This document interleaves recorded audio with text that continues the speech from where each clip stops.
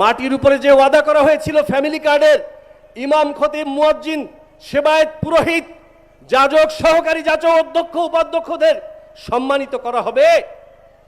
ভোটের কালি শুকানোর আগেই পাইলট প্রজেক্ট চালু হয়েছে এবং 180 দিন পুরো হওয়ার আগেই পরিপূর্ণভাবে কর্মসূচি শুরু হয়েছে।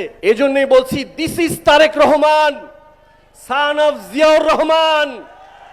অনেকে বাংলা বাংলা বলে অনেক স্লোগান দিয়েছিল। I major Ziaur Rahman do hereby declare the independence of Bangladesh বলেছিল কেবল জিয়াউর রহমান।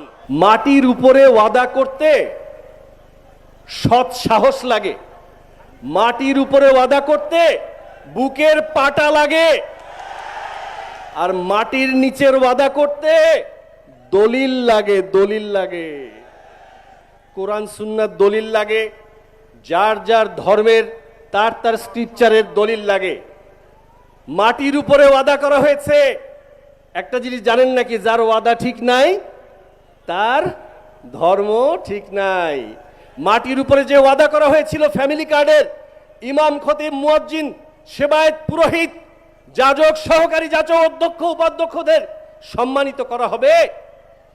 ভোটের কালি শুকানোর আগেই পাইলট প্রজেক্ট চালু হয়েছে এবং 180 দিন পুরো হওয়ার আগেই পরিপূর্ণভাবে কর্মসূচি শুরু হয়েছে। এজন্যই বলছি, this is Tarique Rahman, son of Ziaur Rahman. অনেকে বাংলা বাংলা বলে অনেক স্লোগান দিয়েছিল। I major Ziaur Rahman do hereby declare the independence of Bangladesh বলেছিল কেবল জিয়াউর রহমান।